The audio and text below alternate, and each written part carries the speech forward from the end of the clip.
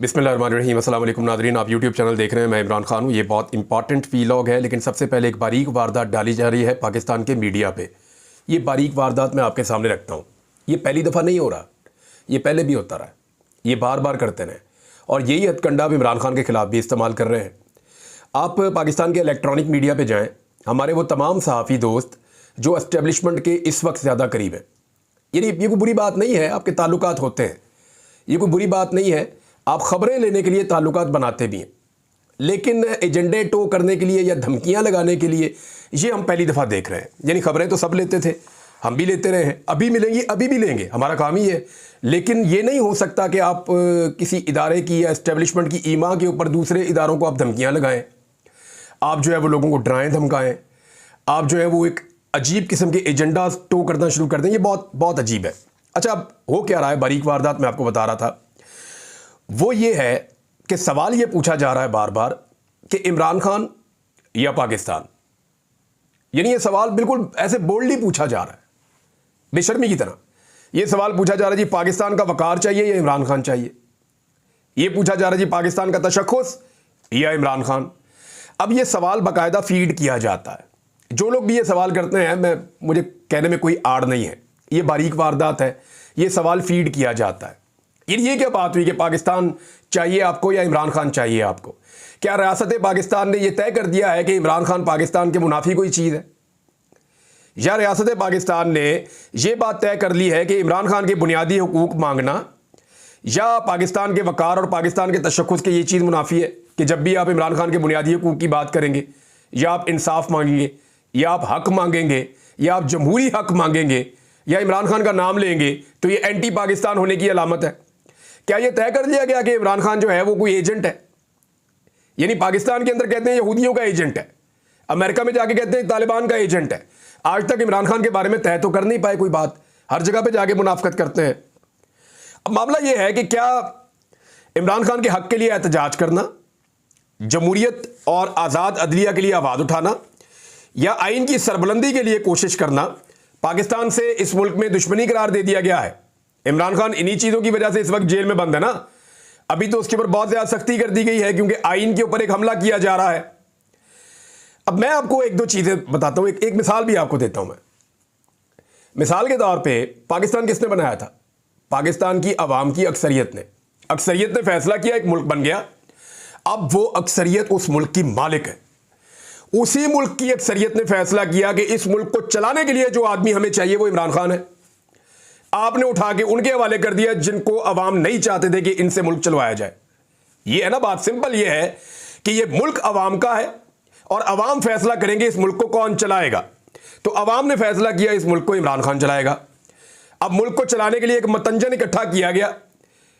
उन सारे लोगों का जो नैबज़दा है, उन सारे लोगों का जो करप्शन ज़दा है, उन सारे लोगों का जिन्होंने कई दहाइयों से पाकिस्तान को यहां तक पहुंचाया है, उन सारे लोगों का मतंजन इकट्ठा करके मुल्क उनके हवाले कर दिया गया। और अब सब ये कह रहे हैं कि इमरान खान का नाम लोगे तो फिर तुम पाकिस्तान के दुश्मन हो। भाई ये कैसे हो सकता है कि आप ये तय कर लें? फर्ज करें एक आदमी की गाड़ी है, वो तय करेगा इस गाड़ी को कौन चलाएगा, या कोई बाहर से आके तय करेगा जी गाड़ी ये नहीं चलाएगा ये चलाएगा? ये कैसे हो सकता है? भाई जिन लोगों का मुल्क है, जो करोड़ों लोग इस मुल्क के मालिक हैं, उन मुल्क के मालिकों ने फैसला करना है कि मुल्क कौन चलाएगा। दिस इज कॉल्ड जमहूरियत। तो लोग जब ये फैसला करते हैं कि इमरान खान मुल्क चलाएगा, तो आप ये क्यों कहते हैं कि दोनों में से एक चीज चॉइस कर लें आप? या तो आप इमरान खान को चूज कर लें या आप पाकिस्तान को चूज कर लें। क्या रियासत वाकई यहां तक पहुंच गई है? मुझे यकीन नहीं आ रहा। यानी हमें ना शुरू से एक कहानी बताई जाती थी ज़िया-उल हक के बारे में। हमारे एक अंकल हैं, मैं उनके पास एक दौर में एक बुक स्टॉल पे काम करता था, तो वो ये वाकया बार बार सुनाते थे। वो पीपल्स पार्टी के बड़े जियाले थे, तो ये वाकया मुझे सुनाया करते थे। वो ये कहते थे जनरल ज़िया-उल हक ने कौम से पूछा कि क्या आपको इस्लामी निज़ाम चाहिए? तो भाई कौम को तो चाहिए। लोगों ने कहा हाँ जी चाहिए। उसने कहा इसका मतलब है आपने मुझे मुंतखब कर लिया, यानी मैं ही आपका लीडर हूं, मैं ही रहूंगा। ये वो कहानियां में सुनाया करते थे। यानी बात कोई है, उसका मतलब कोई और निकाल लेना। हम ये नहीं कह रहे, या कोई पाकिस्तानी ये नहीं कह सकता कि जी इमरान खान नहीं होगा तो पाकिस्तान नहीं होगा। पाकिस्तान तो हमेशा रहेगा। जब कायदे आज़म नहीं रहे तो पाकिस्तान फिर भी है। और बेशुमार लोग हैं आए और गए, कब्रिस्तान भरे पड़े ऐसे लोगों से जो बहुत ज़रूरी थे। लेकिन यह बात भी एक हकीकत है कि जहां पे अवामी फैसलों को पैरों के नीचे रौंदा गया, वो रियासतें तबाह हुई, उनका नुकसान हुआ। अगर पाकिस्तान से प्यार है तो इसकी सिर्फ एक शर्त होनी चाहिए कि अवामी मैंडेट का एहतराम किया जाए। जिसको अवाम चाहे वही पाकिस्तान चलाए, जिसको अवाम रिजेक्ट करे वो पाकिस्तान ना चलाए। ये होना चाहिए उसूल। अब उसूल ये बना दिया गया कि या आपको पाकिस्तान चाहिए या आपको इमरान खान चाहिए। तो ये बारीक वारदात है जो पाकिस्तान का मीडिया डाल रहा है, और इसका सिंपल जवाब ये है कि भाई ये तो पाकिस्तान के लोग तय करेंगे ना पाकिस्तान कौन चलाएगा। पाकिस्तान हमारा है, हम पाकिस्तान के मालिक हैं। पाकिस्तान को कौन चलाएगा वो फैसला हम पाकिस्तान के अवाम करेंगे। अब इसके अंदर कोई और दो राय तो हो नहीं सकती। तो ये बारीक वारदात मीडिया की थी। आजकल मामला चल रहा था, लोगों को बेवकूफ़ बनाने की कोशिश हो रही थी, तो मैंने आपके सामने रख दिया। एक वाकया जी हुआ है बड़ा अफसोसनाक, लाहौर में। पंजाब कॉलेज है लाहौर में। ये बहुत सारे कॉलेज हैं, इनकी एक चेन बनी हुई है, दुनिया मीडिया हाउस भी इनका ही है।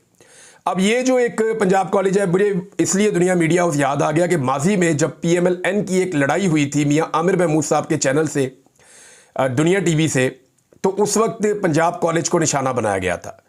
शहबाज शरीफ का दौर था, राणा सनाउल्लाह साहब वगैरह ने फौरी तौर पे अटैक किया था पंजाब कॉलेज पे। तो तब से लेकर अब तक बड़े अच्छे ताल्लुकात हैं दुनिया मीडिया ग्रुप के PMLN के साथ, या पंजाब कॉलेज पे उसके बाद कभी कोई प्रॉब्लम नहीं आई। तो ये दुखती रग एक तरह से आप समझ लें। वहाँ पे एक वाकया पेश आया, आज अचानक पता चला कि बहुत सारे बच्चे निकल आए हैं, बच्चियाँ निकल आई हैं, तालिबात हैं, तलबा हैं। वो कॉलेज के अंदर उन्होंने एहतजाज शुरू कर दिया और मुख्तलिफ कैंपसेस में देखते ही देखते एहतजाज शुरू हो गया। और पंजाब कॉलेज के अंदर एक आग भड़क उठी तलबा के गुस्से की, और वो सारे ये कह रहे थे कि एक हमारी साथी तालिबा है, उसके साथ रेप हुआ है, ज़्यादती हुई है, और इल्ज़ाम जो है वो कॉलेज के अमले के ऊपर लगाया जा रहा था कि जनाब छुट्टी के बाद उसको जो है वो किसी तरीके से रोका गया और उसके बाद उसके साथ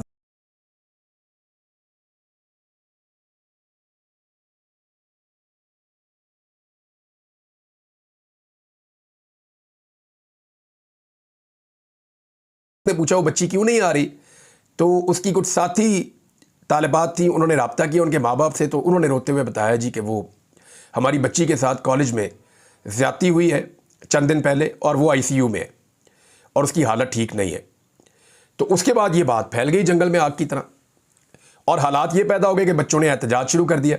अब कॉलेज की इंतज़ामिया की रिस्पॉन्सिबिलिटी कुछ और थी, यानी उन्होंने, यानी मेरे लिए जो चीज़ अलार्मिंग है ना, ये बहुत अफसोसनाक वाकया है, लेकिन ऐसा वाकया होने के बाद कानून अपनी हरकत में आ जाए, उसको निशाने इबरत बनाया जाए और पूरी तरह से बच्चों को प्रोटेक्शन की यकीन दहानी करवाई जाए, ये एक नॉर्मल तरीका होता ना।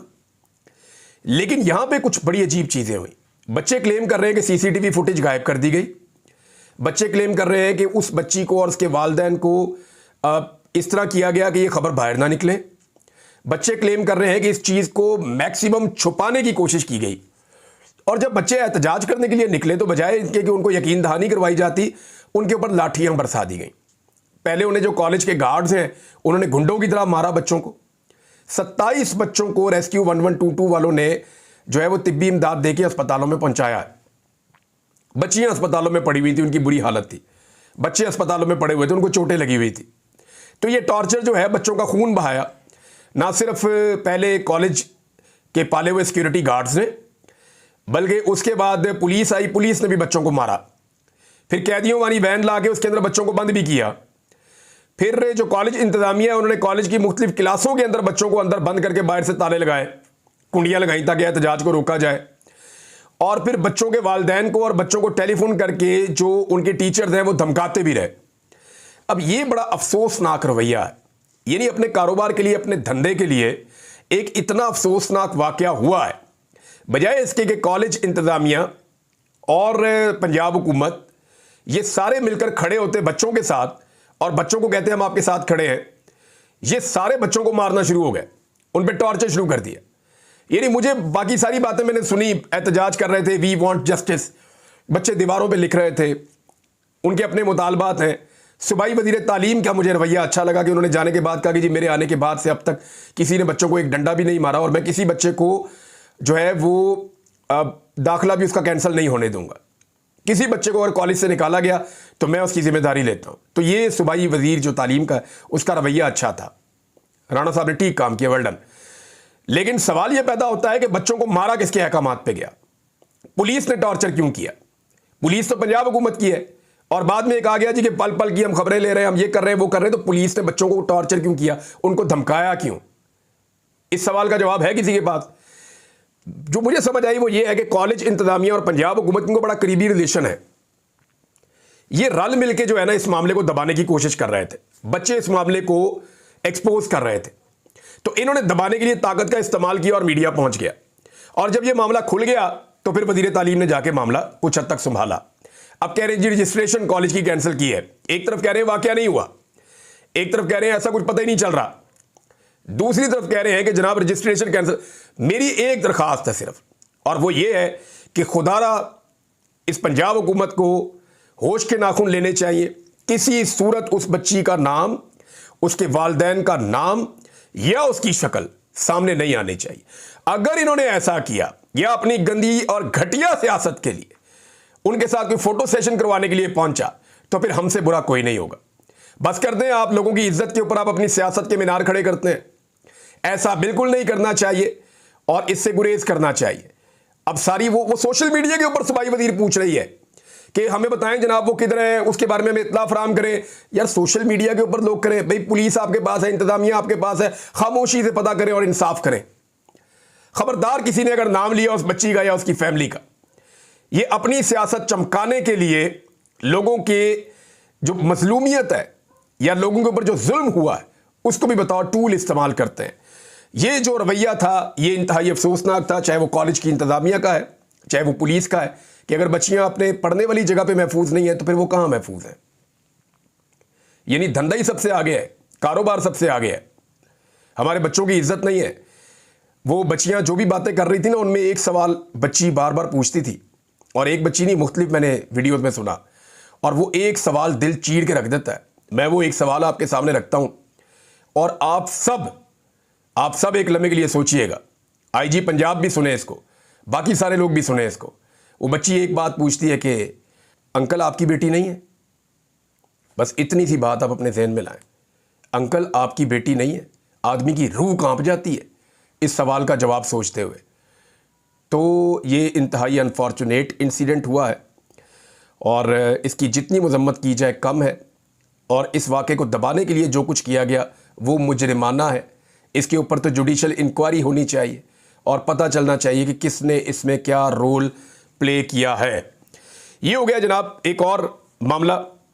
और अब मैं आपको बताता हूँ आईनी तरमीम के हवाले से। देखिए आईनी तरमीम के हवाले से इस वक्त भी हुकूमत का सारा इन्हिसार मौलाना फजल रहमान साहब पे है।